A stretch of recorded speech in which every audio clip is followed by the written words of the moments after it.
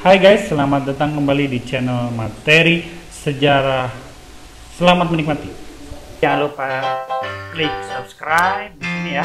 Oke, jangan lupa tombol lonceng, like, comment, dan share. Sekali lagi, kamu subscribe dulu tombol merahnya, klik loncengnya, like, comment, dan share. Thanks.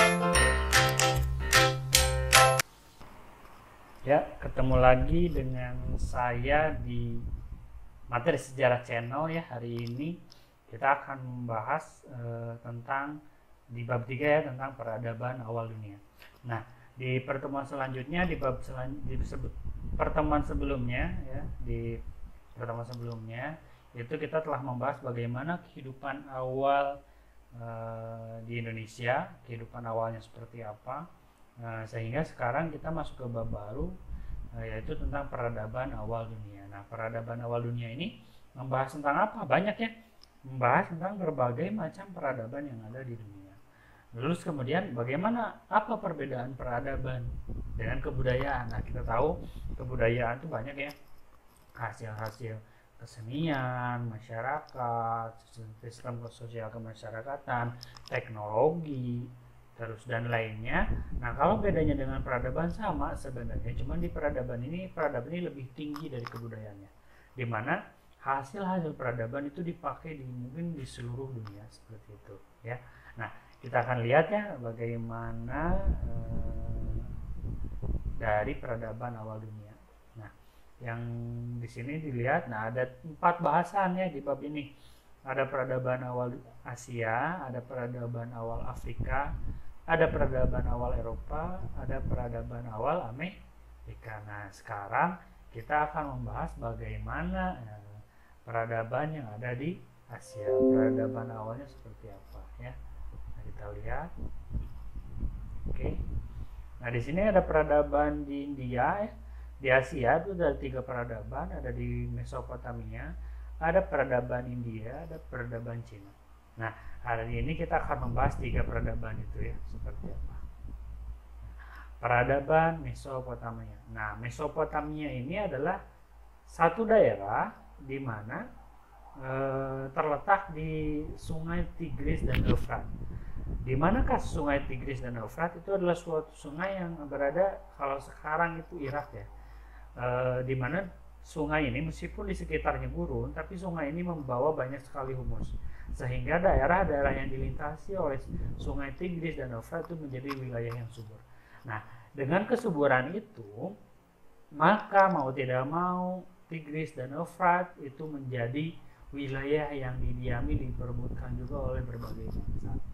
Oleh karena itu di sini kita lihat bahwa ada banyak sekali bangsa-bangsa yang telah mengisi daerah di Tigris dan Eufrat atau di Mesopotamia ini. Hikmahnya apa? Nah, karena banyaknya bangsa-bangsa yang mendiami di sana, maka peradabannya pun akan semakin beragam dan maju. Ya, kita lihat nanti. Nah, selain itu, peradabannya maju ya. Kita pun nanti melihat apa sih peradaban-peradaban yang disumbangkan oleh peradaban Mesopotamia untuk dunia. Nah, ini ya, di sini ada 5 ya perkembangan iptek peradaban Mesopotamia yang berpengaruh terhadap apa peradaban dunia. Yang satunya adalah aksara Paku yang disebut cuneiform ya. Aksara Paku ini adalah cikal bakal dari ya huruf-huruf yang ada di sekarang ya. Jadi penemuan pertama huruf itu adalah tulisan Paku. Kenapa dinamain tulisan Paku? Karena memang mirip sekali dengan Paku ya, Paku yang disusun menjadi huruf. Nah, nanti ada nanti kalian cari seperti bentuknya.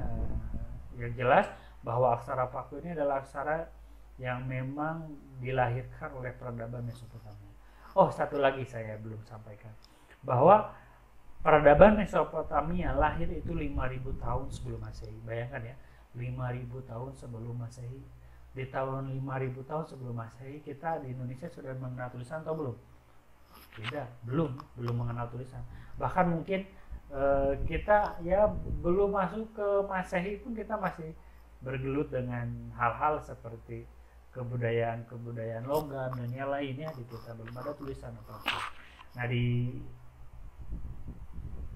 Mesopotamia ini mereka sudah menemukan, peradaban ini sudah sangat maju, sudah menemukan tulisan 5.000 tahun, bayangkan jauh sekali dengan yang terjadi di Indonesia. Kita menemukan tulisan kapan? Ya abad ke-5 ya, ketika ditemukan Yupa, atau 500 setelah Masehi. Jadi peradabannya itu jauh 5.500 tahun dari peradaban yang kita punya.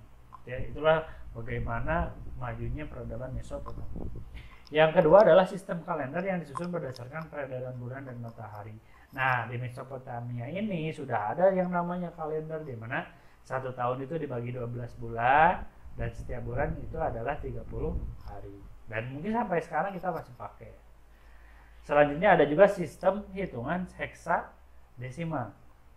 Nah, sistem hitungan heksadesimal adalah heksa itu 6 ya. Heksadesimal itu berarti 1/60. Misalkan 1 menit 60 detik, 1 jam 60 menit gitu ya. Jadi 1/10, 1 jam per 10, 1 jam per 60 menit, 1 menit per 60 detik, seperti itu. Ya, itu bahkan kita pakai sampai sekarang. Nah, yang selanjutnya adalah Kodeks Hammurabi. Kenapa namanya Kodeks Hammurabi? Karena yang menemukan adalah Kodeks Hammurabi, itu adalah Hammurabi ya. Nah, Hammurabi ini adalah salah satu raja di kerajaan Babilonia nanti ya. Nah, tadi kan di awal kita udah bahas ya, di sini ada berbagai bangsa nih, bangsa Sumeria, Akkadia, Babilonia, Assyria, bangsa Kaldea dan bangsa Persia. Nah, bangsa Babilonia yang melahirkan yang namanya Kodeks Hammurabi. Kodeks Hammurabi itu apa? Sistem hukum. Nah, dipercaya bahwa Kodeks Hammurabi adalah sistem hukum tertua di dunia, di mana dia dituliskan di pahat ya, dalam sebuah dinding tinggi 25 meter. Itu banyak sekali aturan-aturan yang mengatur bagaimana pemerintahan, perekonomian, dan lainnya, seperti itu ya. Itu namanya Kodeks Hammurabi. Nah, selanjutnya ada juga penemuan teknologi roda yang mendukung sistem transportasi. Nah, jadi roda yang kita pakai sekarang itu awal mulanya ada di Mesopotamia. Bagaimana bangsa Mesopotamia menemukan roda untuk mempermudah transportasi, karena angkut-angkut itu berat ya. Alat-alat itu berat, sehingga diusahakan bagaimana untuk mempermudah gitu ya, memperingan dalam membawa barang, ditemukan roda dan gerobak dan lainnya, seperti itu ya. Nah, mungkin pengembangannya sampai sekarang sudah sampai ke mobil ya, tapi dulu itu yang paling ditemukan adalah yang namanya ditemukan roda. Oke, itu yang terjadi di Mesopotamia. Nah, di sini pun di Mesopotamia itu ada juga beberapa kepercayaan ya, dewa-dewa langit gitu ya, dewa bumi dan lainnya juga sudah mempunyai beberapa kepercayaan seperti itu. Oke, nah kalau itu Mesopotamia lahir dari sungai Tigris dan Eufrat. Sekarang kita maju ke peradaban India. Nah, peradaban India itu lahir di sekitar sungai Indus. Nah, sungai lagi ya, kemarin sungai tadi Mesopotamia, sungai Tigris dan Eufrat. Sekarang peradaban India sungainya sungai Indus. Kenapa? Nah, nanti kita bahas ya. Sekarang kita bahas dulu peradaban di India. Nah, ini ya sungai Indus. Apa keterkaitan sungai Indus dengan peradaban India kuno? Apa hubungannya? Nah, kita lihat. Peradaban India kuno berkembang di tepian sungai Indus. Peradaban di sekitar sungai Indus dibuktikan dengan penemuan reruntuhan kota Harappa dan Mohenjo-daro. Kenapa penting penemuan kota ini? Karena di penemuan kota ini ketika ditemukan itu bentuknya dan susunannya seperti perumahan modern, ada blok-bloknya, ada selokannya, ada paritnya dan lainnya. Sehingga ini menandakan bahwa di Sungai Indus atau di India ini, di kota Mohenjo-daro dan Harappa ini sudah tertata dengan rapi kotanya. Selain itu juga yang namanya tadi ya selokan dan lainnya itu terhubung dengan sungai. Untuk apa? Untuk mencegah kebanjirannya daripada hujan lebat. Nah, kalau misalkan tidak ada aliran sungai gitu ya, drainase yang tidak bagus, nanti kebanjiran. Nah, di sini kota Mohenjo-daro dan Harappa sudah membuat sistem tata kota dengan memperhatikan sistem drainase seperti itu. Nah, yang selanjutnya di bidang perdagangan. Nah, di sini dilihat bahwa sudah ada hubungannya antara perdagangan Sumeria dengan India. Dilihat dari apa? Dari segel barang-barangnya. Ada ditemukan bahwa segel yang ada di India di sana itu sama persis dengan yang ada di Sumeria. Itu menandakan bahwa memang sudah ada hubungan dagang gitu ya dengan bangsa Sumeria. Nah, selanjutnya di kepercayaan India. Nah, kita tahu kepercayaan India ini adalah Hindu dan Buddha lahir di India. Nah, kita garis bawahi India, Hindunya. Kita garis bawahi Hindunya. Kepercayaan yang berkembang pada peradaban lembah sungai Indus bersifat politeisme. Politeisme itu apa? Poli itu banyak, teisme itu Tuhan. Jadi menyembah banyak sekali Tuhan. Nah, di sini ya bangsa Dravida memuja binatang yang dianggap suci seperti kera ya, gajah, lembu. Setelah kedatangan bangsa Arya, kepercayaan bangsa Dravida membaur dengan kepercayaan bangsa Arya. Pembauran ini melahirkan agama Hindu. Ya. Jadi memang Hindu itu adalah asimilasi gabungan kebudayaan baik dari kebudayaan Dravida dan kebudayaan Arya. Nah, kita tahu kan di Hindu itu ada berbagai macam dewa, dewa Siwa, dewa Wisnu gitu ya.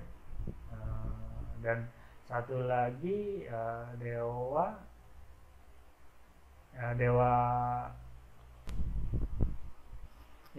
dewa Brahma, dewa Wisnu pemelihara, dewa Siwa penghancur, perusak, dan dewa Brahma adalah pencipta. Nah, ada juga kan ya seperti kita tahu dewa Siwa itu terus ada melingkar apa ya di sekitar itu ada ular ya, ada ularnya. Nah, itu kan berarti salah satu bukti bahwa memang ada terjadi asimilasi, penggabungan. Kita tahu juga bahwa lembu adalah suatu hewan yang disucikan ya di agama Hindu, sehingga mereka tidak menyembelih lembu. Gajah juga Ganesha ya, kera Hanuman gitu kan ya. Itu kepercayaan bangsa Dravida yang kemudian bercampur dengan bangsa Arya yang menghasilkan Hindu. Nah, di sini pun ada juga lahir yang namanya kasta dari India ini, dari Hindunya. Ada kasta Brahmana, kasta Ksatria, ada Waisya, ada Sudra.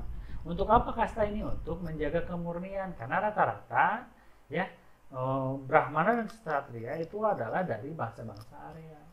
Untuk menjaga kemurnian keturunan mereka, maka dibuatlah kasta, di mana dengan sistem kasta ini kita tidak boleh melintas kasta ketika menikah dengan perempuan gitu ya. Nah, dengan perempuan itu nggak boleh beda status, beda kasta, nggak boleh, tapi harus dengan kasta yang sama. Nah, itu ya. Jadi tadi kotanya, kepercayaannya, dan kastanya seperti itu ya. Itu yang ada terjadi di Sungai Indus, peradaban India. Ya, selanjutnya, nah, dinasti peradaban pembentuk Cina. Nah, ini ya, dinasti Cina. Nah, kalau Cina tadi di Mesopotamia ada Sungai Tigris, Tigris dan Eufrat, di India ada Sungai Indus. Nah, di Cina ini adalah lembah Sungai Kuning atau kita sebut dengan Sungai Huanghe. Nah, sama ya di Sungai Kuning. Kenapa kuning? Karena memang bentuknya seperti kuning karena ada alga juga ya di sana. Nah, di sini lembah Sungai Kuning membawa juga yang namanya tanah, membuat tanahnya subur gitu. Nah, dari tiga hal tadi, baik sungai yang ada di Mesopotamia, di India dan Cina, sama-sama peradabannya berawal dari sungai. Ini menandakan bagaimana pentingnya sungai bagi kehidupan, gitu ya. Sehingga lahirlah peradaban di sana. Nah, kembali ke Cina. Nah, di sini di Cina itu dinasti-dinastinya adalah dinasti yang muncul ketika di Cina. Yang pertama dinasti Shang, yang kedua dinasti Zhou, yang ketiga dinasti Qin, dinasti Han, dinasti Sui, dinasti Song, dan dinasti Yuan, dinasti Ming, dan dinasti Qin. Nah, dinasti-dinasti ini yang paling tertua itu bisa dilihat ya, dinasti yang paling tertua itu dinasti Shang, itu tahun 1700 ya, 66 sebelum Masehi. Bayangkan ya. Ya, seperti yang saya bilang tadi, peradaban ini muncul jauh ketika Indonesia masih belum mengenal tulisan sama sekali, tapi di sini udah ada. Ya, itu adalah dinasti pembentuk di Cina. Terus apa saja teknologi yang dari Cina? Nah, ini ya. ada aksara Hanji. Nah, aksara Hanji ini adalah cikal bakal dari tulisan-tulisan di Asia Timur. Kalau di Jepang namanya kanji ya. Di Jepang kanji, ada juga di mana ya disebut hanja, itu di Korea ya kalau nggak salah. Nanti kalian cek lagi. Ada juga di Vietnam Hangtu gitu kan. Jadi intinya adalah bagaimana peradaban Cina tulisan-tulisannya itu menjadi menyebar, dipakai di seluruh mempengaruhi berbagai macam tulisan di sekitar Asia Timur, yaitu Korea, Jepang, Vietnam dan lainnya. Nah selanjutnya adalah teknologi porselen. Porselen itu ya kita tahu benda keramik yang mempunyai nilai jual yang tinggi ya, karena di waktu itu bahkan bangsa Eropa sekalipun sangat suka dengan yang namanya porselen, dan ini lumayan mahal ya untuk ukuran dengan keramik seperti ini. Terus yang selanjutnya adalah obat-obatan herbal. Nah di Cina ini ada obat-obatan herbal ya, kita tahu karena memang ada tabib ya yang kita terkenal dengan pengobatannya, ada akupuntur juga. Nah itu yang terjadi di Cina.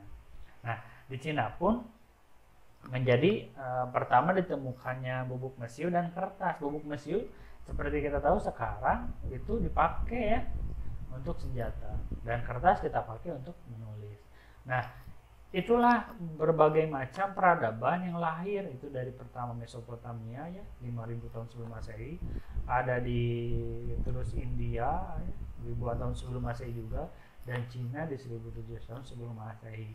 Berbagai macam peradaban ini melahirkan banyak sekali yang berpengaruh dan bahkan sampai saat ini kita pakai. Nah cikal bakalnya itu adalah dari mereka seperti itu ya. Nah bagaimana tadi ya tadi sungai pun dijelaskan bagaimana sungai, semua peradaban ini muncul dari sungai, karena sungai tadilah salah satu alasan kenapa para peradaban ini muncul. Ketika mereka menemukan sungai, lahan subur, mereka bisa hidup, mereka berkreativitas untuk menemukan apa? Menemukan penemuan-penemuan yang memudahkan pekerjaan mereka. Nah, itulah pertemuan kita hari ini. Kita telah membahas bagaimana peradaban awal di Cina. Nanti ke depan kita akan membahas bagaimana peradaban lainnya, entah itu di Afrika, entah itu di Eropa atau di Amerika. Baik, itu yang bisa saya sampaikan. Semoga bermanfaat. Saya tutup dengan Assalamualaikum warahmatullahi wabarakatuh. Dah.